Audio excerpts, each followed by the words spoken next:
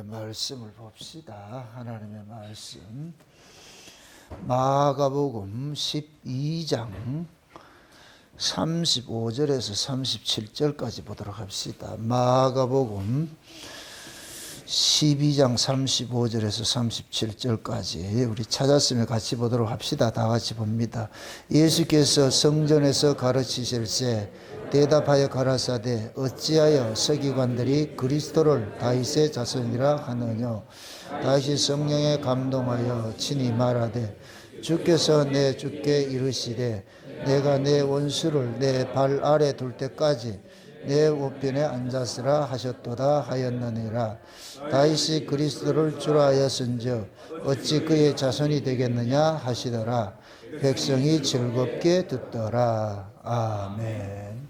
기도합시다. 아버지 하나님, 예수님께서 이 땅에 오셔서 소경을 눈을 뜨게 하시고 본다고 하는 자들은 보지 못하게 하시고 보지 못하는 자들을 보게 하시는 이 비밀 속에 오늘도 우리가 그 보는 자로서 이 한 시간 이 말씀을 들을 수 있게 도와주옵시길 원합니다.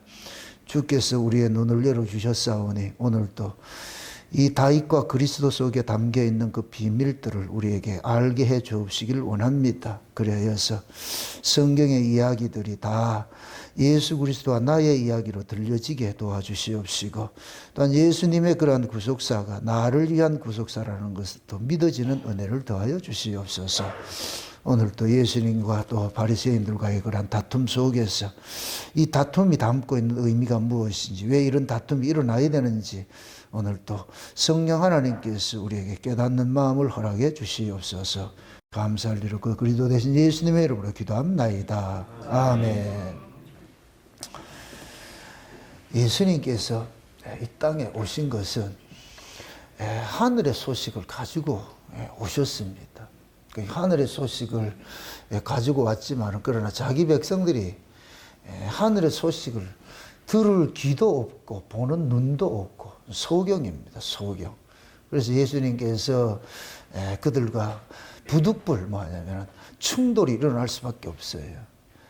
예수님을 가장 반대했던 사람이 누구냐면 백성들이 아니고 법을 맡은 자들이에요. 법을 잡은 자들이. 지금식으로 얘기를 할 것 같으면은 목사들이 예수를 모르고 예수님을 배척을 했어요. 항상 어느 시대고 하나님을 배척하는 자들이 누구냐면 하나님을 안다고 하는 자들이었거든요. 하나님을 안다고. 그래서 예수님의 초림 때에도 예루살렘 성전에 성전을 맡은 자들, 대제사장, 바리새인들, 서기관들, 율법사들 이런 자들이 예수님을 죽이는데 앞장을 섰어요. 마지막 종말 때도 마찬가지입니다. 하나님의 말씀을 전한다고 하는 자들이, 그들이 목사들이 앞장서서 복음을 가리는 일들을 하고 있어요. 그래서 이런 것도 참 아이러니인데 그것이 왜 그러냐면은 육과 영의 차이 때문에 그렇거든요. 육으로는 하나님이 하시는 일들이 다 영에 속한 일인데 영을 이해를 못 하거든요. 예수님께서 성령으로 잉태했다 이 얘기는 예수님께서 하시는 모든 일들이 영에 속한 일이거든요. 영에 속한 일. 그럼 영에 속한 일들은 육으로는 감지가 안 되고 알아먹지도 못해요. 그래서 예수님이 이 땅에 오시기 전에는 하나님을 아는 사람이 한 사람도 없어요. 만약에 하나님을 아는 사람이 있었을 것 같으면 예수님이 오실 필요가 없지요. 이 하나님을 아는 사람이 아무도 없기 때문에 하나님께서 그 아들을 이 땅에 보내서 이제 새로운 시작을 알리는 거예요. 새로운 창조를 하게 되는 거거든요. 새로운 창조를. 그래서 예수님께서 오셨을 때에 가장 하나님에 대해서 안다고 하는 자들과 충돌이 일어나요. 충돌이. 그래서 사사건건 예수님께서 하시는 일에 서기관과 바리새인들, 대제사장들 이런 자들이 시비를 걸고, 그럼 그 시비를 거는 이유도 똑같은 거예요. 우리 오전 시간에 이제 그 다윗과 사울 뭐 이런 거 살펴봤는데 이제 앞으로 우리가 살펴보겠지만은 사울이라는 사람, 사울왕의 죄를 고발하는데 다윗을 투입을 시키는 거예요. 다윗을 통해 가지고 사울이 계속해서 죄가 고발당해요. 고발당해요. 그래서 그 다윗이 신약으로 오면은 예수님의 자리에 있고, 사울은 누구냐? 우리가 사울이 되는 거예요. 그게 예수님에 의해 가지고 우리가 자꾸만 고발당하는 거예요. 고발당한다. 우리 죄들이 고발당하는 거예요. 예? 그러니까 우리는 예수님 앞에 나서 우리 스스로는 예수를 잘 믿는다 생각하는데 천만의 말씀이에요. 그 어떤 인간도 예수를 잘 믿을 수 있는 인간은 없어요. 그건 우리가 자기들이 의지고 각오지만은 우리 인간의 의지와 각오로서 신앙은 생기는 게 아니에요. 신앙은 위에서부터 주는 것이지. 그래서 우리 예수를 믿는 것이 선물이라는 것들은 하나님께서 자기 백성들에게 선물로 주신 것이지 우리 힘으로 되는 것이 아니란 말이죠. 만약에 인간의 의지로서 인간의 각오로서 하나님을 잘 섬겼을 것 같으면은 바리새인들이 그들이 구원을 받아야 돼. 서기관들이 구원을 받고 다 그들이 구원받아요. 그들은 진짜 열심으로 하나님을 섬긴다고 했는데, 근데 인간의 그 열심과 인간의 지혜로는 하나님을 올바로 알지도 못하고 섬길 수도 없기 때문에, 그래서 예수님께서 오시자 충돌이 일어난단 말이에요. 충돌이. 오늘 우리가 또 살펴보는 이야기도 또 다인 이야기가 나오는데, 지금 이제 예수님께서 성전에 들어가서 이제 가르치잖아요. 한번 이렇게 생각을 했어요. 예수님이 오시기 전에 성전에서 가르치는 자들이 있었어요. 그들이 누구예요? 율법사들과 서기관들이고 대제사장들이고 바리새인들, 이런 자들이 가르치는 자들이 있잖아요. 근데 예수님께서 성전에 들어가서 가르친다면 이거는 그들의 입장에서는 불법이라. 왜 그러냐면은 서기관과 바리새인과 율법사들은 법으로서 자기들에게 주어진 권한이에요. 이건 쉬운 얘기로 법통이라는 거예요. 법통으로 자기들은 합법적이에요. 합법적으로 지금 성전에서 가르치고 있는데, 어느 날 이상한 청년 하나가 나타나가지고서 자기가 성전에서 가르친단 말이죠. 그 예수님께서 성전에 들어가서 가르친다 이렇게 했을 때는 그들의 가르침을 무시하는 행위가 되어버려요. 그들의 그 질서를 무시하는 것이 되어버린다. 이거를 그 당시에 성전의 법을 잡은 사람들은 용납할 수가 없죠. 왜 그러냐면은 그걸 용인하는 순간 지금까지 쌓아온 이 질서 체계가 완전히 무너지게 돼버리죠. 그게 그런 기존의 질서가 무너지게 돼버리죠. 그 이들은 기존의 질서를 유지시키기 위해 가지고서 예수를 배척을 할 수밖에 없어요. 그래서 나중에 예수님 십자가에 못 박을 때에 한 사람이 죽어가지고 이스라엘이 다 평안이 일 것 같으면 그게 유익하다 이래서 예수를 죽였단 말이죠. 이들은 어떻게 하든지 현재 이 이스라엘, 이 유대인들이 좀 평화롭게 말이죠. 잘 살고 싶은 그러한 것들이 있어요. 그런 것들이 있는데. 근데 예수님께서 오셔가지고서 갑자기 뭐냐면 예수님의 통해가지고서 막 분열이 일어난단 말이에요. 사람들의 분열이.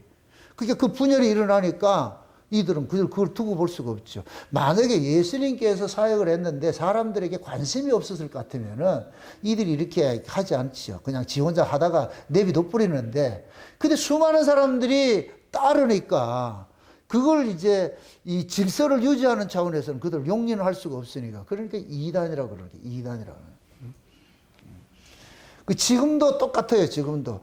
기존의 성경을 해석하는 그런 법들이 있는데, 이 서기관들과 바리새인들과 이런 사람들은 기존의 성경을 해석하는 법이 있어요. 그게 문자적으로 그렇게 해석하는 법이 있는데, 예수님께서는 오셔가지고 그 문자적 해석을 확 뒤집어 엎어가지고서 말도 안 되는 소리를 막 해버리는 거예요. 영적으로 막 그렇게 얘기를 한단 말이죠. 물론 그 유대인들 입장에서는 예수님이 하는 이야기를 영적으로 이해를 못해요. 그냥 궤변이라고 여기죠.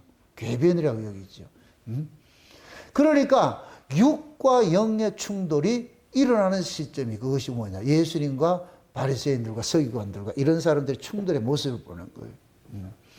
그러니까 이들은 어떻게 하든지 예수님이 전하는 말씀이 이단이다, 틀렸다는 것을 자기들이 자꾸 입증을 하려고 그러는 거예요. 봐라, 저러니까 제가 틀렸다, 아이가. 그러니까 자기들이 전하는 것이 맞고 예수가 전하는 것은 틀렸다는 것을 입증을 하기 위해서 자꾸만 구약의 성경을 자꾸 인용을 하는 거예요. 성경을 가지고 인용을 하는 거예요. 그러니까 예수님께서는 구약의 성경을, 걔네들이 구약의 성경을 인용을 하면 예수님께서 그걸 재해석을 해버리네. 그게 미치는 거예요. 이게 본인들이 해석하는 해석법과 다르니까. 그러니까 계속해서 충돌이 일어나죠. 그렇게 지난 시간에 우리가 부활에 대해서 얘기를 할 때 그들은 뭐하냐. 그 계대 결혼법을 가지고, 계대 결혼법은 분명히 신명기서에 하나님께서 주신 율법이란 말이죠.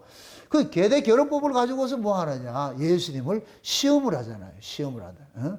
7명의 형제가 있는데 계대 결혼법에 따질 것 같으면은 형이 장가 들어가지고 자식을 낳고 이렇게 해야 되는, 가문을 이어가야 되는데 형이 자식을 낳지 못하고 죽었다. 그러면 법에 의해 가지고 동생이 들어가서 또 형수에게 자식을 줘야 되는데 그 동생도 들어가 죽었고, 셋째, 넷째, 다섯째, 일곱째 다 죽어버렸다.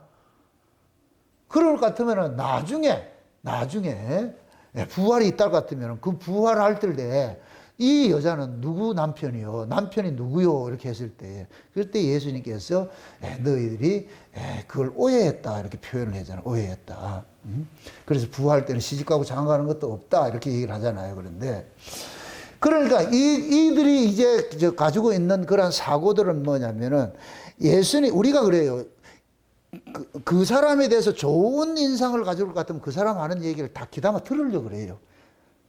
그 사람의 방식으로 해석을 하려고 그래요. 아, 이렇게 맞아, 해석을 하려고 그러는데, 근데 그 사람을 거부할 때는 어떻게 하든지 꼬투리를 잡아야 되잖아요. 제가 설교를 하면 이건 늘 부딪히는 얘기예요. 제 설교를 어떤 사람은 100% 인용하는 사람들이 있어. 맞아, 아멘도 하는데, 어떤 사람들은 왜 그래야 되느냐, 왜 그렇게 해석해야 되느냐, 왜 그렇게 해석해야 되느냐. 이게 항상 이게 뭐냐면 충돌이 일어난단 말이죠. 그러니까 예수님도 마찬가지예요. 예수님께서 이들을 설득시키려고 하는 것이 아니고 너희들이 왜 다른지를 알려주는 거예요. 다른지를. 하나님께서 너희들에게 주신 말씀을, 이건 하나님의 말씀이 아니냐. 그럼 하나님의 말씀일 것 같으면 이건 하나님 자체가 영이신데, 그럼 이 말씀 자체가 하나님의 영적 메시지가 담겨 있는 거, 영의 메시지인데 너희들은 자꾸만 육으로서 그걸 해석을 하잖아. 그게 육으로서 해석을 하니까 너희들이 하나님 헛되이 섬기잖아요. 그래서 예수님께서 그러잖아요. 너희가 장로들의 유전으로 하나님의 말씀을 계명을 삼아서 가르치니 헛되이 가르치니까 하나님을 헛되이 섬긴다 그러잖아요. 헛되이 섬긴다. 이 백성이 입술로는 나를 존경하는 마음은 내게서 멀도다 그러잖아요. 입술로는 존경하는데 말은 뭐 하나님 하는데 실제 그 마음 속에 하나님이 없다는 얘기예요. 하나님 마음이 없다는 얘기예요. 그거는 지금도 마찬가지예요. 그래서 성경을 여러분들이 영적인 설교를 이해를 못할 것 같으면은 또 우리는 또 바리새인과 같은 또 그런 의를 범할 수밖에 없어요.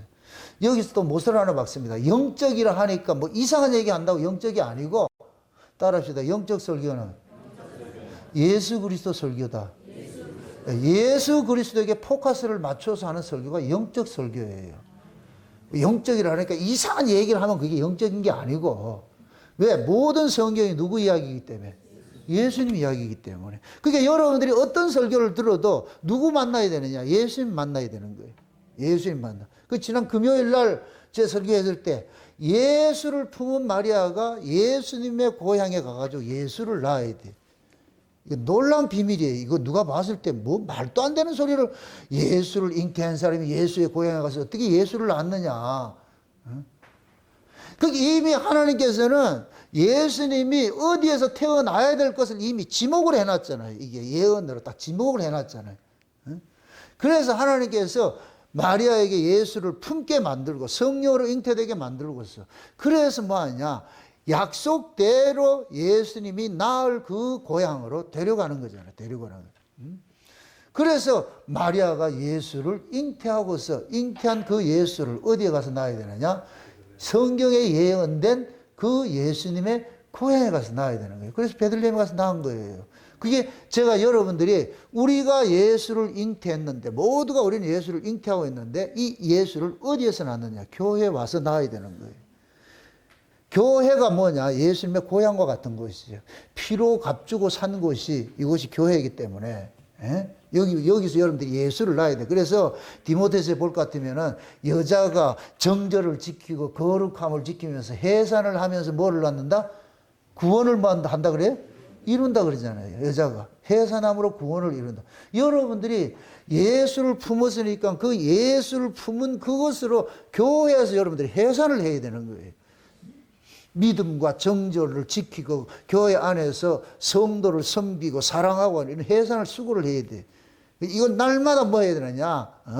품고 낳는 이 일들을 반복적으로 해야 되는 거예요. 해야 된다는 거예요.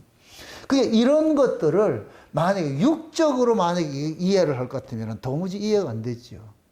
마리아가 왜 그 잉태해가지고 그렇게 갔냐. 그냥 그거는 교훈적인 것밖에 안 되는 거예요.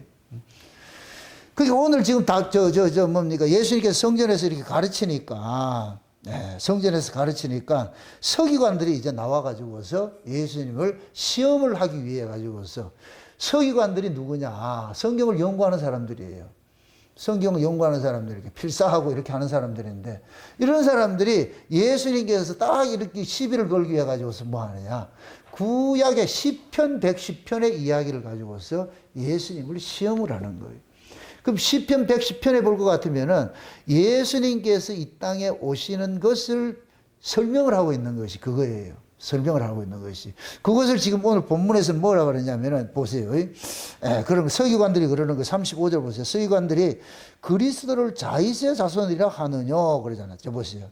어찌하여 서기관들이 그리스도를 다윗의 자손이라 하느냐 그렇게 얘기를 하고 이렇게 나가는데 자 보세요. 그리스도가 다윗의 자손이라 이렇게 얘기를 한단 말이죠. 그러면은 누가 높은 거예요? 다윗이 높은 것이죠. 그리스도는 다윗의 후손이니까. 그죠? 다윗의 후손이니까. 그런데 그러니까 예수님께서 이 서기관들이 이러한 것들의 질문에 대해 가지고서 예수님께서 시편 110편을 해석을 해주는 거예요. 해석을 해준다. 이걸 잘 보세요. 자, 36절을 보세요. 36절을 보세요. 다윗이 성령에 감동하여 친히 말하되, 자 보세요. 다윗이 무엇에 감동해서? 성령에 감동해서 말씀을 했죠. 그죠? 말하되. 그러면 이 이야기가 육의 이야기일까요? 영의 이야기일까요? 그렇죠. 영의 이야기죠. 다윗이 지금 성령에 감동해서 이야기를 하는 거예요. 성령에 감동해서 지금 이야기를 하는데, 자 보세요. 주께서 그러는 거예요. 지금 주께서, 자 보세요. 다윗이 성령에 감동하여 친히 말하되, 주께서 이런 거, 여기서 말하는 주는 하나님을 말하는 거예요. 하나님께서 내 주께 이르시되, 여기서 내는 누구예요? 주께서 내 주께 이르되 그러잖아요. 주께서는 예수님 하나님이라 그랬어요. 하나님께서 내는 다윗을 말하는 거예요. 하나님께서 나에게 얘기를 해줬는데 내 주께 이르시되, 그러니까 다윗의 주님에 관한 이야기를 해주는 거예요. 누가? 하나님께서 다윗에게 네 주님이 어떤 분인지를 내가 알려줄게. 그걸 얘기를 해주는 거예요. 이게 지금 그 얘기예요. 다시 이해됐죠? 그게 답이죠. 내가 여기서 이건 하나님이라면 이건 내는 누구냐? 내 원수를, 여기서 뭐냐? 하나님께서 지금 그런 거, 다윗이 하나님과 예수님하고 둘이 이야기하는 걸 들은 거예요. 지금 이걸 성령의 감동으로서 들었는데 하나님께서 그러는 거예요. 내가 내 원수, 여기 내는 예수예요. 원수가 마귀잖아요. 내가 내 원수를 내 발 아래 둘 때까지, 여기서도 예수님 발 아래 둘 때까지 내 우편에 앉았으리라 하였도다 하였느니라. 그러니까 다윗이 그리스도를 주라 하였은즉 어찌 다윗이 그의 자손이 되겠느냐, 이 얘기잖아요. 그죠? 그러니까 지금 성령의 감동으로서 다윗의 주를 봤어요. 그분이 누구냐? 예수더라니까. 예수들. 그러니까 다윗은 이미 예수님을 뭐라 그랬어요? 주님하고 불렀잖아요. 그러니까 지금 여기 서기관들은 뭘로 해석을 하는 거예요? 다윗이, 주가 다윗의 후손이다 이렇게 얘기를 하는 거예요. 그러니까 이거는 인간의 어떤 족보 개념으로 이게 이해가 된다 안 된다? 안 되겠죠. 지금 보세요. 지금 다윗이 어디에 감동이 돼서 이걸 봤다고? 성령의 감동에 대해서 봤죠. 그러니까 성령의 감동으로서 하나님께서 예수 그리스도에 관한 이야기를 하는데, 이거는 육으로는 이해가 할 수 없다는 거예요. 육으로는 이해가 되지 않는다는 얘기예요. 육과 영의 차이를 이야기를 하는 거예요. 육으로서는 이해 못하는 거예요. 그러니까 지금 보세요.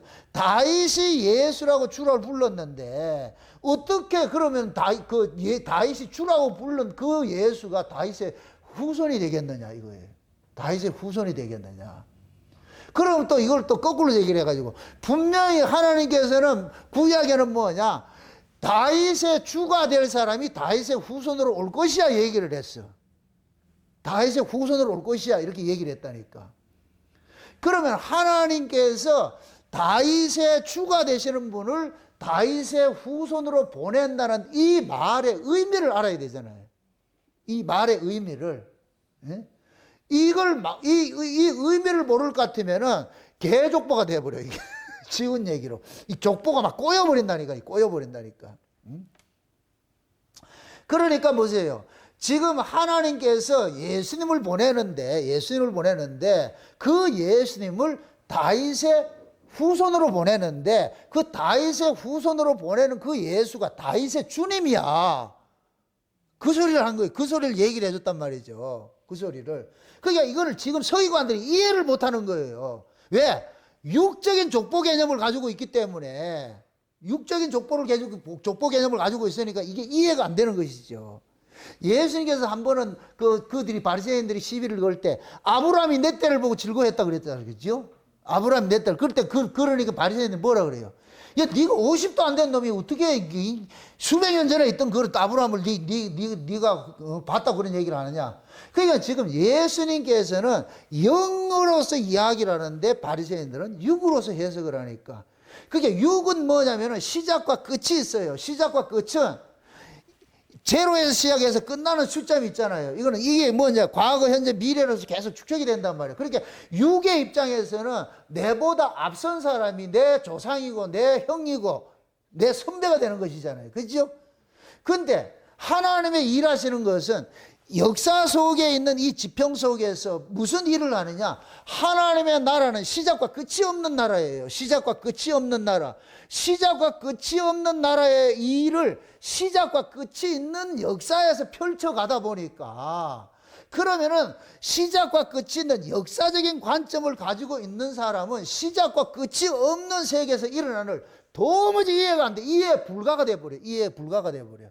그럼 그 이해 불가한 것을 우리에게 알려주게 하기 위해서 누구를 보내느냐? 성령이 오신 거예요. 그럼 성령이 오시면은 요 사실들이 다 깨달아지도록 만들어. 이해가 되도록 만들어. 왜? 위에 있는 이야기를 아래서 풀어가는 것이기 때문에. 이해되지요? 그래서 내가 우스갯소리로 나중에 천국에 가면은 모세와 엘리야 볼 것 같으면은 친구야 고생했다 이렇게 얘기지, 형님 고생했습니다 그런 소리 하지 말라 그랬어요. 형님이라는 소리는 육의 아래 가치지, 아래 족보지 위의 족보는 아니란 말이죠. 이해됩니까? 그러니까 그냥 예수님은 지금 위에서 오셨잖아요. 위에서 오셔가지고서 위의 이야기를 하니까 아래에 있는 사람들은 아래 가치 체계를 가지고서 위의 얘기를 해석을 하려니까 해석이 안 되죠. 안 될 수밖에 없죠. 그런 게 충돌이 일어날 수밖에 없는 거예요. 그걸 지금 예수님께서 해석을 해주는 거예요. 그걸 해석을 해준다니까. 그럼 한번 보세요. 이사야서 한번 보세요. 이사야서. 이 이야기를 한번 보세요. 이사야서 몇 장을 보느냐면은 9장을 한번 보세요. 9장. 이사야서 9장을 한번 보세요. 9장. 이사야서 9장을 한번 봅시다. 9장. 같이 한번 봅시다. 9장 6절부터 한번 봅시다. 6절 보세요. 같이 한번 봅시다. 이는 한 아기가 우리에게 낳고 한 아들을 우리에게 주신 바 되었는데 그 어깨에는 정사를 메었고 그 이름은 기묘자라 모사라 전능하신 하나님이라 영존하신 아버지라 평강의 왕이라 할 것임이라. 그 정사와 평강의 더함이 무궁하며 또 다윗의 위에 앉아서 그 나라를 굳게 세우고 자금 이후 영원토록 공평과 정의로 그것을 보존하실 것이라. 만군의 여호와의 열심히 이를 이루시리라. 자 보세요. 이는 한 아기가 우리에게서 낳고 한 아들을 우리에게 주신 바 되었는데, 그럼 보세요. 이게 하나님께서 한 아기를 주셨는데 이 아기가 누구를 얘기를 하는 거예요? 근데 이 아기를 잘 보세요. 잘 보세요. 한 아기가 우리에게서 났어요. 그런데 그 어깨에는 뭐를 맸느냐면 정사를 메었다. 이 통치권이에요. 정사라는 건 통치권을 가졌는데 그 이름이 또 뭐냐? 기묘자라 그래. 기묘자. 이 기묘자라는 얘기는 기이한 일을 행하는 자예요. 기이한 일이라는 얘기는, 자, 보세요. 하나님이 하시는 일들이 역사적 관점에서는 기이하게 보이는 거예요. 이걸 기적이라 그런다니까. 하나님 나라에서는 기적이다, 아니다? 기적이 아니죠. 하나님 나라에서는 그냥 평이한 일들인데, 이 역사 세계에서는 그것이 뭐를 보이느냐? 기적으로 보이는 거예요. 왜 그러냐? 피조 세계와 창조 세계의 메커니즘이 다르기 때문에 그런 거예요. 메커니즘이 다르기 때문에 그런 거예요. 응? 그러니까 피조 세계에서는 창조 세계에서 일어난 일들을 도무지 감당이 안 돼요. 이해 불가라는 게 이해 불가. 응? 예. 그러게 보세요. 그 이름은 기묘자라고 그러는데, 이 예수님께서는 기이한 일을 하는 거예요. 기이한 일. 기이한 일이라는 얘기는 다른 얘기가 아니고 하늘에 속한 일들을 한다는 거예요. 영적인 일들을 한다는 거예요. 그러니까 그 영적인 일들이 육에 속한 사람들에게는 기이하게 보이는 거예요. 그게 희한하네, 뭐 이상하네, 이렇게 보여지는 거예요. 그 다음에 보세요. 그는 모사라 그러잖아요. 모사라. 이것은 뭐냐? 기이한 일들을 행하는 것을 우리에게 깨닫게 해주는 거예요. 조언하고 이렇게 권면을 해주고 깨닫게 해주는 거예요. 모사라는 이야기가. 그러면서 이분을 이를 누구라 그래요? 전능하신 뭐라 그래요? 하나님이라, 영전하신 아버지라, 평강의 왕이라 그러잖아요. 이게 누구라 그래요? 아기가 아버지고 아기가 하나님이고 아기가 왕이래. 이걸 인간들이 이해한다 못한다? 못하지요. 그럼 하나님의 나라에 계시던 하나님의 아들인데, 그 아들이 역사에 올 때는 역사는 시작과 끝이 있다 그랬어요. 그럼 시작과 끝이 있는 그 패러다임 속에 와야 되는 거예요. 그 질서에. 그래서 예수님께서 아기 예수로 오는 거예요. 30살로 뚝 떨어지는 게 아니고. 지금 이해돼요?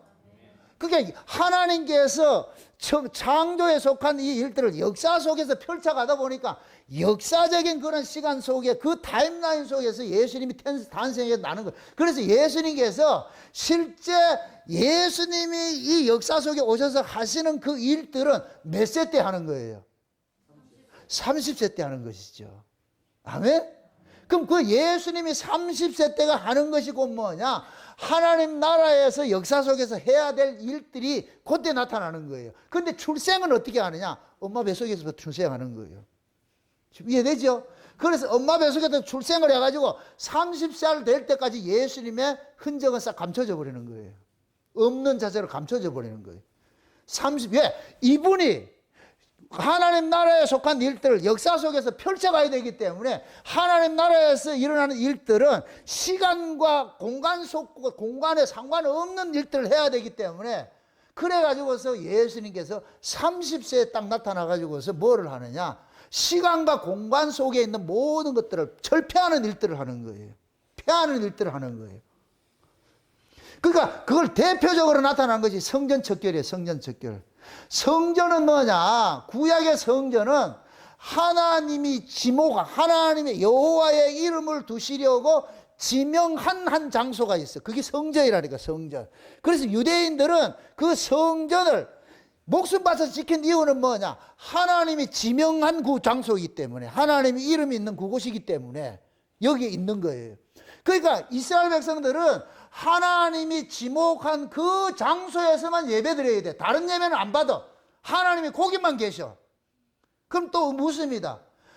창조주 하나님이 한 곳에만 계세요? 상천하지 온 우주 만물에 계세요? 온 우주 만물에 계시죠. 그죠? 근데 온 우주 만물에 계신 분이 구약은 역사라는, 시작과 끝이 있는 역사라는 이 타임라인 속에 있는 그 모습을 보여주는 거란 말이에요. 그래서 하나님께서 영원한 하나님 나라에 계신 분이 구약에서는 한 장소를 지목을 해주는 거예요. 지목을 해주는 거예요. 그게 성전이라는 거예요. 그래, 그때부터 이스라엘 백성은 성전에 가서 하나님을 만나야 돼. 그런 것이 예수님께서 신약으로 예수님께서 오셔가지고서 시간과 공간 속에 있는 이 하나님을 시간과 공간 밖에 있는 하나님으로 드러내는 일들을 하는 거예요. 그래서 성전을 깨버리는 거예요. 이해되죠? 그러니까 그 성전이 깨어질 것 같으면, 보이는 성전이 깨어지고 날 것 같으면 이제는 보이지 않는 성전을 만들어 주셨는데 그것이 예수님께서 우리 안에다가 성전을 만들어 준 거예요. 그럼 우리가 성령으로 거듭나게 될 것 같으면 우리는 시간과 공간 속에 매여 있는 인간이 아니고 우리는 뭐냐, 시간과 공간 밖에 사람이 돼버려. 그래서 우리가 성령으로 거듭나면은 우리 속 사람은 어떤 시간과 공간에 매여 사는 것이 아니고 우리는 시간과 공간 밖에 있는 그 하나님의 나라, 이게 영적 질서로 우리가 사는 거예요. 영적 질서로. 이해되죠? 그러니까 우리가 영적 질서 안에서 우리는 살아가는데 우리는 여전히 이 몸뚱이는 어떻게 있어요? 시간과 공간이라는 속에 매여 있는 곳이 있잖아요. 그렇죠? 그러니까 육신은 시간과 공간에 매여 있지만은 우리의 속 사람은, 거듭난 이 세 사람은 시간과 공간 속에 매여 있지 않는 거예요. 그 이제부터는 뭐가 되느냐? 여호와의 이름을 두시는 곳이 성전인데 그 여호와의 이름으로 오신 분이 지금 우리 속에 와 있어. 여호와의 이름으로 오신 분이 우리 속에 와 있다니까. 아멘? 그러면 여호와의 이름으로 오신 그 예수를 모시고 사는 사람이 뭐라 그래요? 성전이 되는 것이죠. 이해됩니까? 그럼 내가 성전이라, 내가 성전이라. 그러니까 내가 성전이라는 얘기는, 성전은 죄인이 희생자물을 통해서 하나님을 만나는 곳이에요. 성전의 목적이 죄인이 희생제물을 통해서 하나님을 만나는 곳이에요. 그럼 내가 지금 예수 안에서 하나님을 뭐가 하느냐? 만나게 되는 거예요. 아멘? 이렇게 될 것 같으면 우리는 어느 장소에 있다 할지라도, 어느 시간에 있다 할지라도 나가 예수 그리스도를 의지해서 하나님을 만나게 돼. 그래서 신약에 와서는 무시로 기도하라 그러는 거예요. 쉬지 말고 기도하라 그러는 거예요. 아멘? 구약에는 기도하는 시간을 정해놨어. 하루에 3번 정해놨어. 근데 신약에는 예수님께서 우리 안에 오심으로 시간과 공간 속에 있는 성전을 없애버리고 시간과 공간 밖에 있는 그 성전을 우리 안에 만들어 주셨어. 아멘? 그럼 시간과 공간 밖에 있는 성전을 같으면은 시간과 공간이란 제약이 벗어나 버리니까 이제는 우리는 뭐냐? 무시로 하나님과 뭐를 하느냐? 만남이 이루어지는 거예요. 이해되죠? 그래서 여러분들이 차 타고 가면서도 하나님 만날 때 기도하게 되고, 설거지하면서도 기도하게 되고, 잠자면서도 기도하게 되면 다 하는 거예요. 하는 거라니까. 뭐 이상해요? 그게 돼야 돼요. 아니, 그럼 여러분들 하나님이 일주일에 한 번씩 이 장소, 울산 목양교회 이 장소에서 만나는 게 원해요? 여러분들이 있는 그곳에서 만나는 게 원해요? 말은 잘한다. 솔직히 그렇게 살아요? 아니, 하나님 여러분들이 무시로 어디서든 만나고 그 해야 되는데 그렇지 않잖아. 그만큼 여러분들은 뭐야? 신앙의 관념이라고, 관념. 만약에 예를 들어서 우리가 시간과 공간에 다시 매일 것 같으면 예수를 헛죽음 만든 거예요. 예수님 십자가에 죽은 것은 시간과 공간을 깨버린 거예요. 여러분들이 구약적인 성전 신앙을 깨버린 거예요. 그게 예수님 십자가를 통해 가지고서. 그러니까 지금 보세요. 지금 이 이사야에서 그러는 거예요. 한 아기가 낳는데 그 아기가 하나님이래. 그분이 평강의 왕이래. 그러면서 뭐 하냐?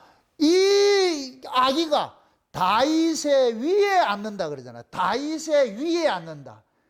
다윗의 위가 뭐냐? 다윗 왕권을 차지한다는 거예요. 다윗 왕권을. 그럼 보세요. 다윗 왕권을 차지하시는 분이 다윗이에요? 인간 다윗이에요? 다윗이 주라고 부른 그분이에요? 그렇죠. 그래야 이스라엘이 뭐냐? 하나님의 나라 백성이 되는 거예요. 이스라엘은, 제가 오전 시간에 그랬잖아요. 이스라엘은 보이지 않는 하나님의 나라를 상징하는 민족이라고.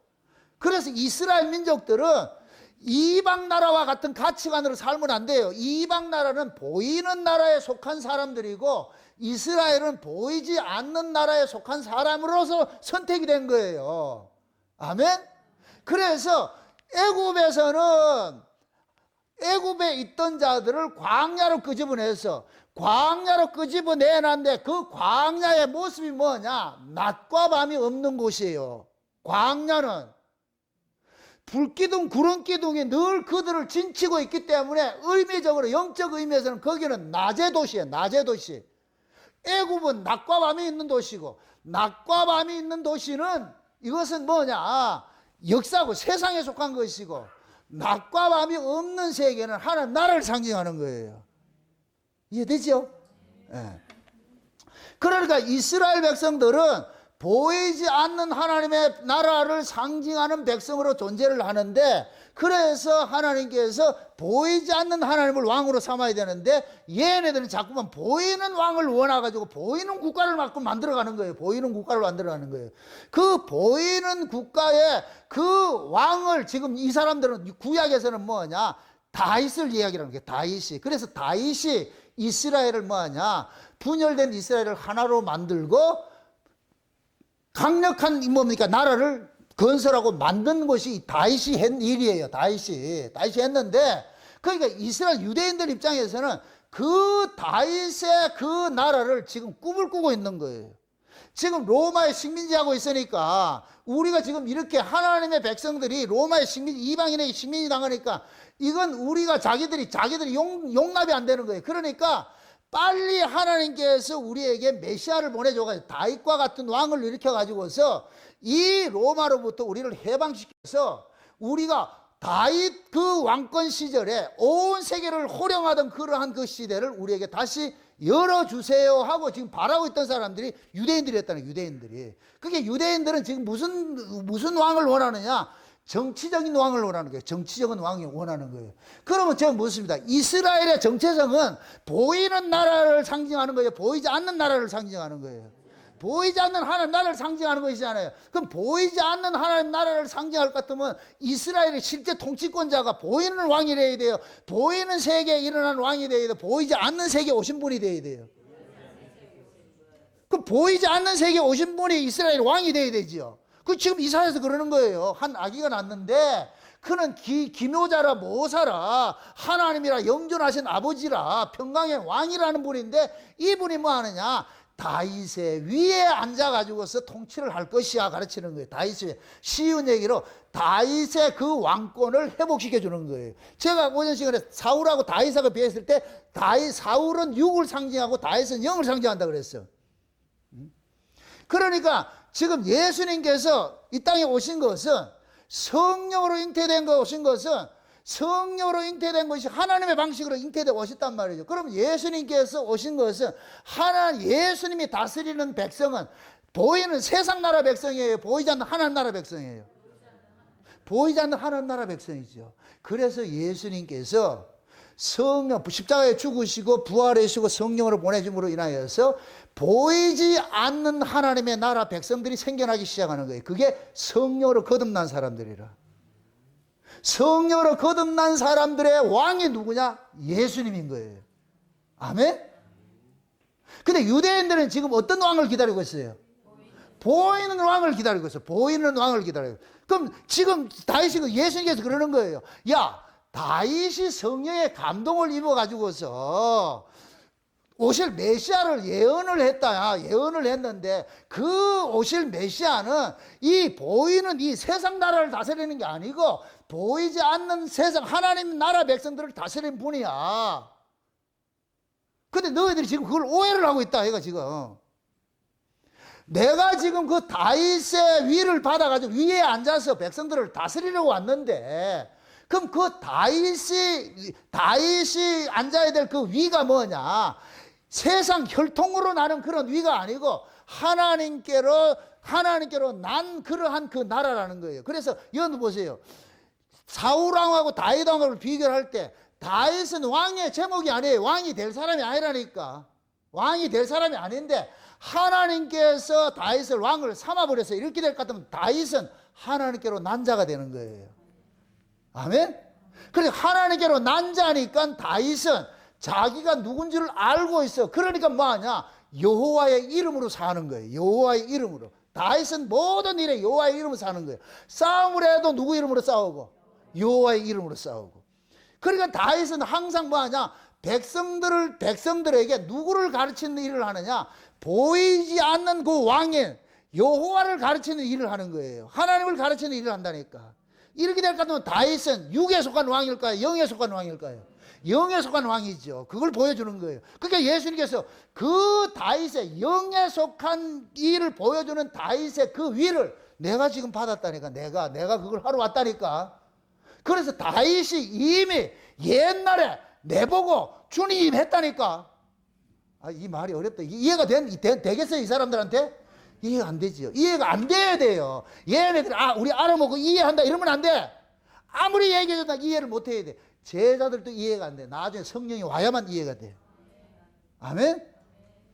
아무리 예수님께서 그럴듯하게 이야기를 해도 알아먹는다고 이해는 끄떡거려도 돌아서고 나면 그게 이해가 안 돼.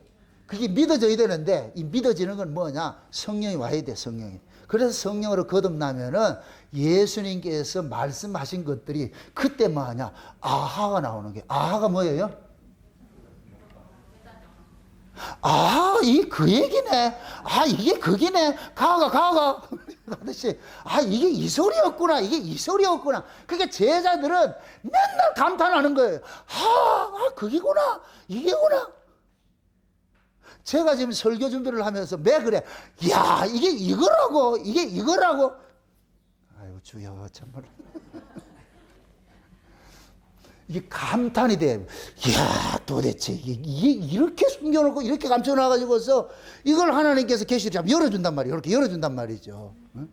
지난 여러분들 금요일 날 들었던 설교는 그 어디도 들을 수 없는 설교예요. 나도 그 설교하고 깜짝 놀랐다니까. 그거 보고 나서 혼자 날 뻔했다니까. 와, 이게 이런 게 담겨 있다고? 다 마리아가 베들레헴에 난 거 이것만 얘기를 하지. 그게 장차 우리가 주님 오시는 재림하는 그 예수님과 우리가 만나가지고서 다시 그 나라 가는 거, 그걸로 우리가 어떻게 보여졌냐, 그게. 근데 지금 뭐냐, 때가 되니까 하나님께 열어주는 거예요. 보여주는 거예요. 내가 머리큐가 좋아서 하는 게 아니고, 하나님께서 이게 그 얘기라니까. 그거 가라니까. 이게 그거예요. 그럼 나는, 이거구나. 깨달아진다는. 그러니까 성령께서 모든 성경을 가지고서 예수 이야기를 좀 풀어주잖아요. 해석을 해주잖아요. 그러면은 전혀 이게 논리적으로 이게 어려운 게 아니고, 막 엉터리가 아니고, 이게 그런 것이었구나 하는 것들이 이해가 돼. 깨달아져. 맞습니까? 네. 그러니까 예수님께서 지금 유대인들에게 그러는 거예요. 이들을 시험하고 넘어뜨리려고 하는 게 아니고 얘들이 모르는 게 정상이야. 정상인데. 근데 예수님께서 알려주잖아요. 그 얘기가 시편 110편을 한번 보세요. 시편 110편을 한번 보세요. 시편 110편을 한번 보세요. 지금 오늘 이 본문을 인용한 것이 시편 110편이에요. 시편을. 110편에 보면 또 다른 이야기가 하나 거기 숨겨있기 때문에 찾고자 하는 거예요. 보세요. 시편 110편 보세요. 찾았으면 같이 봅시다.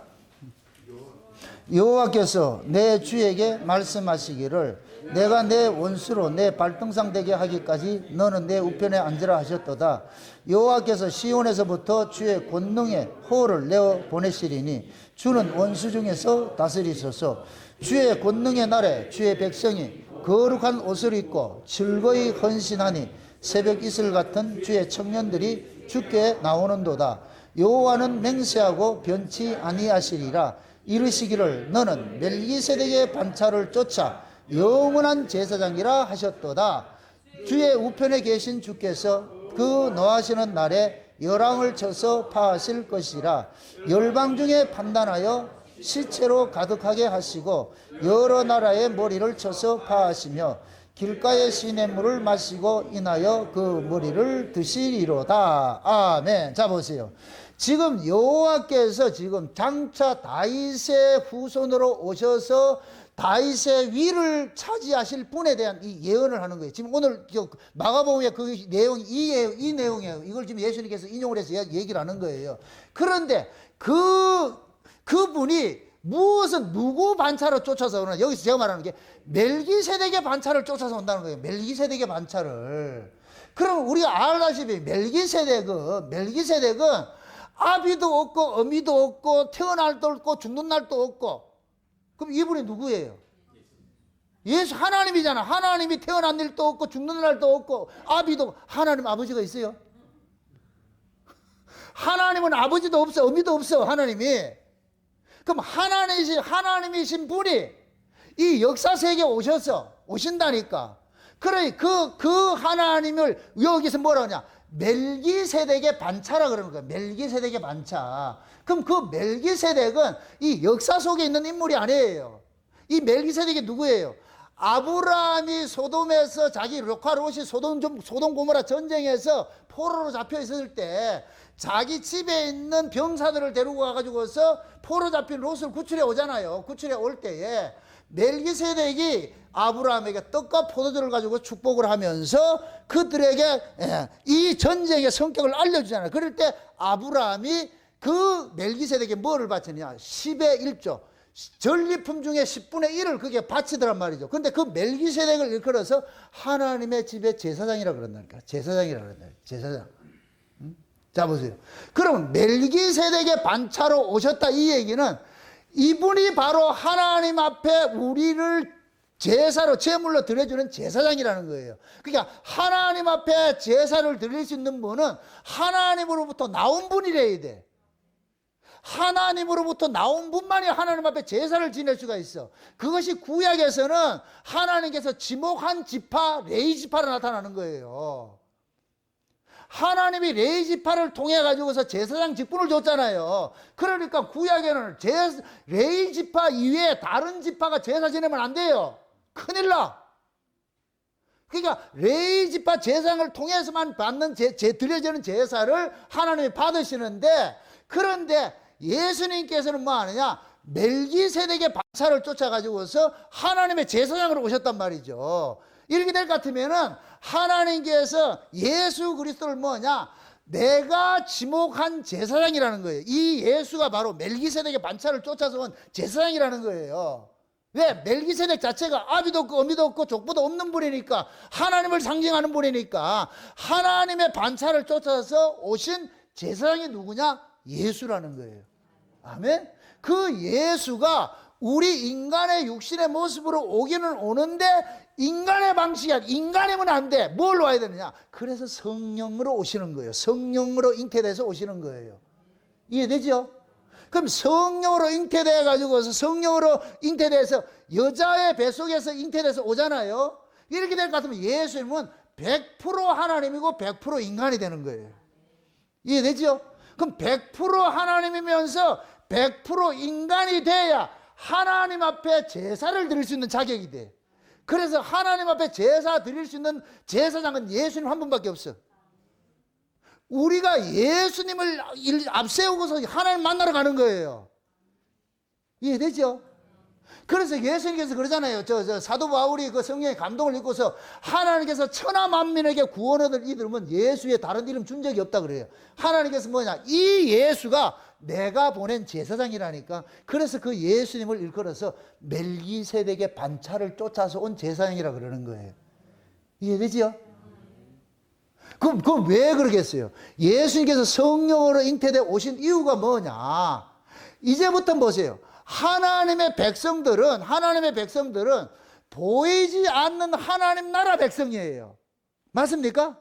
그러니까 보이지 않는 하나님의 나라 백성들을 위해서 제사를 드리기 위해서 보이지 않는 하나님 나라에서 예수님께서 오셔야만 되는 거예요. 그게 성령으로 잉태되어 오신 거라니까. 그럼 성령으로 잉태되어 오신 이 예수님께서는 누구의 제사만 드릴 수 있느냐? 성령으로 거듭난 자들의 제사만 드릴 수가 있어. 이게 어렵다. 잘 이해하세요. 예수님께서 성령으로 잉태되어 오신 것은 하나님께서 하나님의 제사장으로 오신 거예요.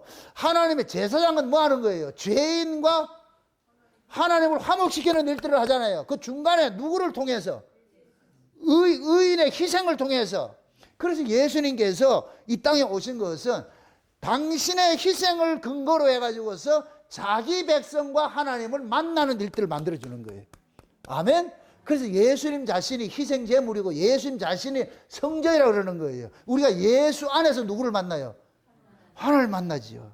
그럼 그 예수님 지금 우리 안에 와 있잖아. 그래서 우리가 이제는 예수 안에서 우리가 누구를 만나느냐? 하나님을 만나는 거예요. 그래서 이제는 성령으로 거듭난 사람은 어느 장소 어느 시간 속에 있다 할지라도 우리가 예수를 앞세우고 아버지여 이렇게 찾을 수가 있어. 그래서 예수님께서 내가 갔다가 보혜사고 오면은 그때는 너희가 알리라 그래. 내가 너희 안에 너희가 내 안에 내가 아버지 안에 아버지가 내 안에 있는 것을 너희는 그때 알게 될 거야. 알게 될 거야. 그러면은 아버지를 멀리서 잠지 않고 너희 속에 있다는 걸 너희들 깨닫게 된다니까. 우리가 성령을 거듭나고 나니까 그게 깨달아지는 거예요. 아멘? 그래서 신약에서는 여러분들 보세요. 성령으로 거듭나게 될 것 같으면 소리쳐서 아버지를 안 불러도 돼. 소리쳐서. 그냥 내 안에 와 계신 분이기 때문에 그래서 우리가 묵상을 하는 거예요. 묵상을 통해서 아버지를 늘 뭐냐 인격적으로 우리가 만남을 갖는 거예요. 이해돼요? 제 간증이에요. 제가 예수를 만나기 전에, 거듭나기 전에는 율법 아래 있을 때는 목이 터져라 소리쳐서 기도를 했어요. 그래서 항상 목이 쉬어있죠. 남들이 봤을 때는 와 신령한 것 같이 내가 내 폼을 잡는다니까. 목이 항상 쉬어가지고서만 하도 소리를 질러서 하니까 내가 이 은혜를 입고 거듭나고 난 다음에는 그런 기도가 사라져 버렸어요. 그러니까 남들이 봤을 땐 기도 안 하는 것 같지요. 근데 그게 기도라니까 내 안에. 그래서 내가 내 안에 계신 주님과 늘 뭐냐 토킹하는 거예요. 토킹하는 거예요. 그래서 길을 가면서도 말이에요. 잠을 자면서도 같이 이야기를 하다 볼 것 같으면은 그러면 뭐냐 예전에는 밖에 있던 그 하나님을 찾았는데 이제는 내 안에 와 계시는 하나님을 찾기 때문에 그렇게 내가 옛날같이 그렇게 할 필요가 없다니까. 물론 또 성질 급할 것 같으면 나 답답할 것 같으면 소리치겠죠. 그런데 이제 의미를 얘기하는 거예요. 그 소리쳐서 기도하면 안 된다 이 얘기가 아니고 참 오해를 할까 봐서 소리쳐서 하세요. 좀 본인 하고 싶은 대로 하시라고. 그런데 의미적으로는 지금 예수님 우리 안에 와 있으니까 예수님이 친히 우리와 하나님을 만나는 일을 하는데 중개 역할을 하는데 누구 안에서 만나게 하는데 예수님 안에서 만나게 하는 거예요. 그래서 예수님께서 우리 안에 오신 거예요. 아멘? 그럼 이제는 우리가 예수님 안에서 우리가 하나님을 만나게 되잖아요. 맞습니까? 그걸 보세요. 이제부터는 보세요. 예수님께서 우리의 주가 됐을 것 같아. 우리의 주가 돼서 왔을 것 같으면은 내가 곧 뭐가 되느냐? 다윗의 후손이 되는 거예요. 자, 예수님께서 다윗의 주가 된다 그랬잖아요. 그죠? 다윗이 주라 이렇게 고백을 했잖아요. 그럼 다윗이 주라고 고백을 했을 것 같으면은 그 주님이 다윗이 주라고 고백한 그 주님이 누구의 주님이에요? 다윗의 주님이죠. 그럼 그 다윗의 후손의 주님이기도 하는 거예요. 이해되죠? 그래서 이것이 신약으로 올 것 같으면은 예수님께서 다윗 언약을 완성하신 분으로서 다윗의 위에 앉아서 다윗의 그 자리에 앉아가지고 다윗의 백성들을 다스리는데 다윗의 후손들을 다스리는데 그 다윗은 왕이 무슨 왕이 되느냐? 인간의 혈통으로 된 왕이 아니고 하나님의 선택으로 된 왕이기 때문에 그럼 다윗을 왕으로 부르는 그 신하들은 그 백성들은 하나님의 것으로 하나님의 방식으로 낳은 자들만이 다윗의 후손이 되는 거예요. 아유 이거 어렵다 참말로. 다시 설명합니다. 표면적 유대인이 있고 이면적 유대인이 있어요. 표면적 유대인은 육신의 다윗을 주라고 부르는데 그럼 다윗의 그 주의 자리로 오신 분이 누구였어요? 예수님이죠. 그럼 예수 그리스도를 주라고 부르는 사람일 것 같으면은 다윗이 예수를 주라 불렀으니까 그러면 성령으로 거듭난 사람이 예수를 주라 부르잖아요. 그럴 것 같으면 우리가 다윗의 뭐가 돼요? 후손이 되는 것이지. 이해됩니까? 그럼 우리가 다윗의 후손이 될 것 같으면은 우리 다윗의 후손은 주가 누구라 그랬어요? 예수님이죠. 맞습니까? 그럼 그 다윗의 후손은 혈통적인 걸 말하는 거예요. 하나님께로 난 자를 상징하는 거예요. 하나님께 난 자를 상징하는 것이지. 그래서 여러분들 보세요. 구약의 이스라엘이 다윗이 죽고 솔로몬 시대에 이게 쪼개지잖아요. 솔로몬이 죽고 나서 쪼개지잖아요. 이럴 때에 남쪽 유다와 북쪽 이스라엘로 갈라지는 거예요. 그럼 남쪽 유다가 다윗의 이 다윗 언약을 그대로 계승한 지파로 나타나는 것이 유다 지파. 아멘? 그것이 남쪽 유다예요. 그래서 이 남쪽 유다는 바벨론의 포로가 돼가지고서 거기서도 동화되지 않고 신앙 지키고 돌아와요. 근데 북쪽 이스라엘은 이것은 유다 지파가 아니야. 그러니까 그들은 가가지고 뭐 하느냐? 아수르에 망해가지고 전부 뭐 하느냐? 동화돼가지고서 이방인이 돼버려. 그럼 거기에서 우리가 그럼 남쪽 유다하고 북쪽 이스라엘 둘 다 똑같이 망했는데 왜 한쪽은 살아 돌아오고 한쪽은 망했느냐? 살아 돌아온 놈들은 자기들 능력으로 돌아온 것이 아니고 누구 능력으로 돌아왔냐? 하나님께서 그들을 지켜준 거예요. 아멘? 그럼 하나님이 그들을 지켜줬다는 얘기는 이들이 하나님께로 난 자를 예표하고 있기 때문에, 그래서 남쪽 유다 지파가 하나님께로 난 자를 예표하는 지파가 되는 거예요. 이들을 유대인이라 그런다니까. 바벨론 포로 이후에 유대인이라고 그러지 그 전에 유대인이라고 부르지 않아요. 유대인은 유다 지파가 중첩이 돼가지고서 돌아온 사람들을 유대인이라고 그러지. 그러니까 바벨론 포로 이제는 그냥 이스라엘이라는, 이스라엘. 지금 이해되죠? 그러니까 예수님께서 지금 유대인들하고 지금 싸우잖아요. 유다 지파가 돌아와가지고서 세워진 그 성전에서 지금 싸우고 있잖아요. 그러니까 예수님께서 그들의 정체성을 알려주는 거예요. 야, 이놈아, 너희들이 유대인이잖아. 그럼 이 유대인이 어떻게 난 자들인지 니들이 알고 있냐? 물론 얘들은 모르죠. 그걸 지금 예수님께서 알려주는 일들을 하는 거예요. 그래서 나중에 예수님께서 이 유대인들하고 싸우는 거예요. 유대인들이 예수를 죽여야 돼요. 그래야 그들에게 죄가 용서가 부어진다니까. 그래서 일부러 예수님께서 유대인들하고 계속 시비를 붙어 가지고서 유대인들이 예수를 죽이고 나서 예수님께서 부활해서 그들에게 성령을 부어줘 가지고서 뭐 하느냐? 너희들이 예수 죽였잖아. 그러니까 이 소리를 듣고 나 가지고서 기겁을 하는 거예요. 세상에 우리가 예수를 죽였네. 그러면서 여기서 마냥 통절하게 회개하는 일들이 일어나는 거예요. 이게 하나님께서 자기 백성을 구원하는 순서라니까, 순서. 아멘? 왜 그러냐? 하나님의 나라는 은혜로 가요. 자기 잘남으로 가지 않아요. 은혜성을 남기기 위해서. 그래서 여러분들이 신앙생활을 잘 하다 보면은 여러분이 원하지 않게 여러분 뜻과 상관이 없이 자꾸만 내가 어그러지는 일들이 발생할 때가 있어. 이게 하나님께서 은혜 주시기 위하여서 사건을 벌리는 거예요. 벌리는 거. 그 사건을 통해 가지고서 뭐를 깨닫느냐? 내 무력함을 깨닫고, 내 악함을 깨닫고, 내 연약함을 깨닫고, 아, 나는 안 되는구나, 이걸 깨닫게 되는 거예요. 그러고 나서 뭘 찾느냐? 주의 은혜를 구하게 돼요. 긍휼을 구하게 돼요. 그럴 때 하나님께서 주의 낯을 우리에게 보내줘 가지고서 용서를 해주신다니까요. 용서를. 그럼 하나님께서 우리의 허물을 가지고서 우리는 용서받게 만들어서 은혜의 자리를 앉게 만들어. 이게 하나님이 우리를 다뤄가는 방식이라니까. 그래서 우리가 신앙생활을 잘하려고 마음을 먹고 하다 보면은 자꾸만 이 어그러진 일들이 자꾸 생기는 이유가 그거예요. 그걸 통해서 어떤 자리를 앉게 한다? 은혜의 자리를 앉게 하는 거예요. 은혜의 자리를 도망가지 못하도록 하는 거예요. 왜? 우리는 육신을 가지고 있기 때문에 조금만 내가 잘나보세요. 그러면 자기 목을 세우기 시작해요. 자기 의의를 드러내기 시작하는 거예요. 내가 잘났다 이렇게 한다니까. 하나님께서는 그거 보고 두고 보지를 못해. 그래가지고 우리를 만약 자꾸만 실수하는 자리로 물어뜯는 거예요. 넘어지게 만들어. 이걸 하나님께서 넘어지게 만들었다 얘기가 아니고 하나님이 그냥 유기하면 그냥 넘어가는 거예요. 쉬운 얘기로 하나님 꽉 붙잡고 있다가 내가 꼴값 떨면 하나님이 뭐 한다? 아니, 하나님이 나를 잘 붙잡고 있을 때는 내가 그 뜻대로 가는데 하나님께서 이 손을 딱 놔버리는 순간 우리는 뭐하냐? 원래 자리로 돌아가게 돼 있어요. 원래 자리로 미끄러지게 돼 있다니까. 그럼 그 자리에서 우리는 뭐하냐? 하나님 도와주세요 한다니까. 하나님 도와주세요. 그럼 우리는 그 자리에서 뭐하냐? 아, 하나님 떠나면 죽는구나.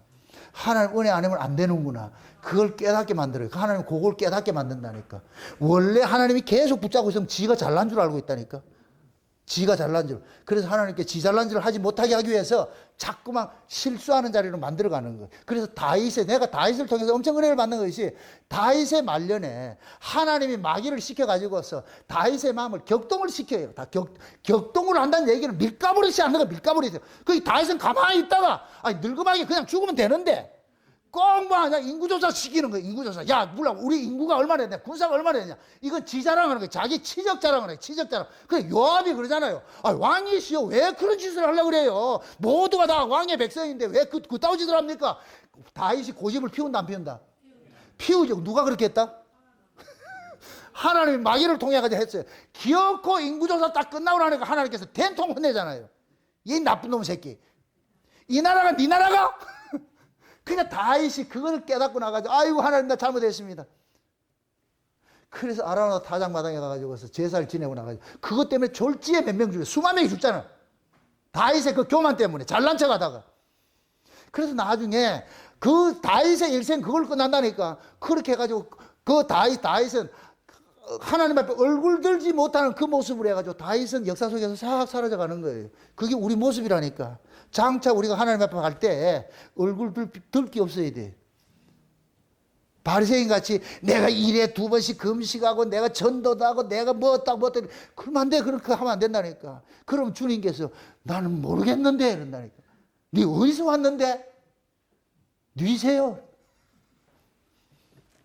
그래 옆에 있는 세리와 창기들에게 감히 얼굴을 들지 못한다 그러죠. 바리새인들 얼굴을 꼿꼿이 들고 이 자기 잘난 모습이라, 이 뱀 새끼 모습이라. 세리와 창기들은 얼굴 들지 못하고 뭐하고?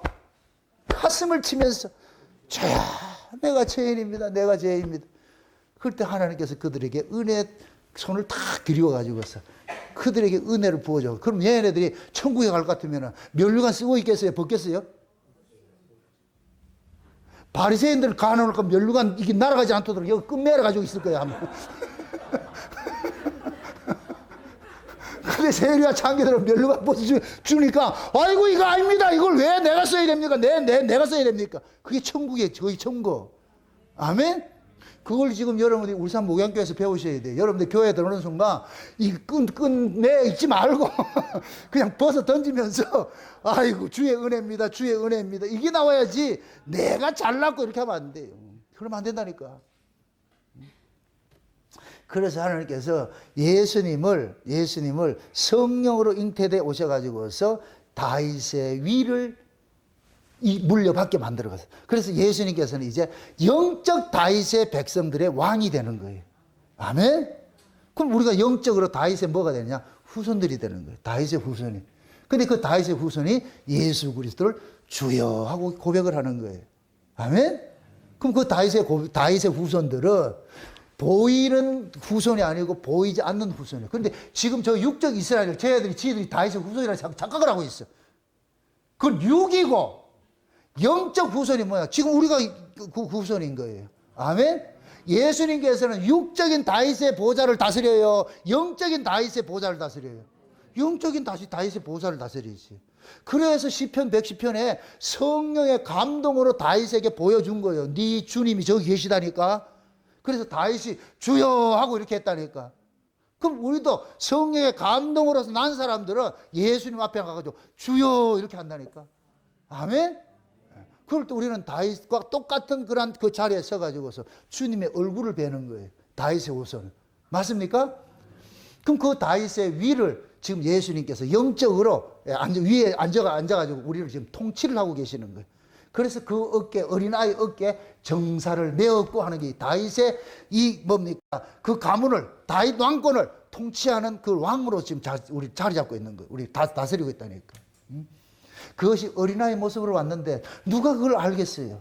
아무도 모르는데 이건 누가 아느냐? 하나님께로 난 자들만 아는 거예요. 저는 이 성경을 통해서 너무 감사한 것이 내가 2000년 전에 유대인으로 있을 것 같으면 나 예수 죽였어. 예수 절대 못 믿어. 내가 이 바리새인에 내가 서기관 같이 있었을 것 같으면은 예수님하고 맨날 맞짱 뜨는 거예요. 예수님을 어떻게 하든 걸어 넘기려고 해가지고서 육적으로 걸어 넘기려고 그래. 그런데 나보다 똑똑한 놈을 앞세워 세워놔가지고 넘어지게 만들어 놓고 내보고 딱 가르치는 거예요. 얘하고 니하고 비교할 것 같아. 누가 복이고 이럴 것 같아. 주여 내가 복이지요. 이 잘난 놈은 넘어지게 하는데 나는 이 못난 놈한테 어떻게 이런 걸 가르쳐 주십니까? 이런 걸 깨닫게 해주십니까? 주여 고맙습니다. 감사합니다. 그래서 내가 은혜를 입고 나가지고 내가 많이 못 배운 것이 얼마나 감사한지 몰라. 좋은 학교 안 나온 것이 얼마나 감사한지 몰라. 좋은 가문에 그렇게 태어나지 않는 것이 감사하다니까. 과거에는 내가 어떤 그런 것에 대해서 그런 것들이 컴플렉스 있어 이런 걸 감추고 싶은 거예요. 그런데 내가 은혜를 받고 나서 당당해지는 거예요. 와, 이게 하나님의 비밀이었구나. 비밀이었구나. 그래서 내가 깨달아지는 것들은 이것들은 내 실력이 아니고 하나님의 은혜라는 것이 오로지 드러나는 거예요. 드러나는 거. 그래서 저는 제 자랑하는 것이 아니고 나 같은 무지랭이도 이렇게 쓰게 하는데 여러분같이 똑똑하고 잘난 사람들이 얼마나 잘하겠어. 그러니까 여러분들이 오늘 또 이런 말씀 듣고 항상 그런 거예요. 여러분들이 제 설교를 이렇게 들으면서도 한 번 들어서 안 돼요. 들을 때마다 오늘은 요만큼만 듣고 내일은 요만큼만 듣고 그걸 다 들으려면 최소한 한 360번은 들어야 돼. 그래, 그 내용성이 다 담겨 있는 거 알게 된다니까. 그래서 한 번 들은 그 끝을 새기지 말고 또 듣고 하면서 이거 결국은 뭐냐. 내가 증거한 그 그리스도가 여러분 것이 돼야지. 아멘? 내가 만난 그 예수를 나는 여러분들에게 소개하는 거예요. 그럼 여러분들도 그 예수를 만나가지고서 그럴 때 전화하시라고. 목사님, 나 만났는데요. 그러면 사귐이 되는 것이죠. 아멘? 그렇게 해서 여러분들이 다윗이 성령의 감동으로서 주님을 봤는데 그 주님이 다윗 때 왔어요. 다윗 후에, 천년 후에 왔어요. 천년 후에 왔잖아요. 다윗이 그러잖아요.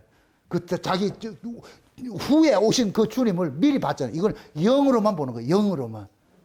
그게 다윗도 그럴 것 같으면 성령으로 지금 주님을 봤으니까 다윗도 성령으로 거듭난 사람의 한 모습으로 있는 거예요. 아멘? 그러니까 다윗이 거듭났다 얘기가 아니고 그 구약에 하나님이 성령을, 에피성령을 통해 가지고서 간헐적으로 깨닫게 해주는 거예요. 깨닫게 해주는 거. 그렇게 해준단 말이죠. 근데 지금은 에피성령이 아니고 N성령이 우리 안에 와셔가지고서 구약의 모든 성령 이야기들을 예수 이야기로 재해석을 해줘요. 풀어주시잖아. 그러니까 우리가 훨씬 더 큰 은혜를 받은 사람들이지. 아멘? 그게 더 큰 은혜 받은 자로서 당당하게 세상을 이기며 살아가시기를 주의 이름으로 축원드립니다. 기도합시다. 아버지 하나님 감사합니다.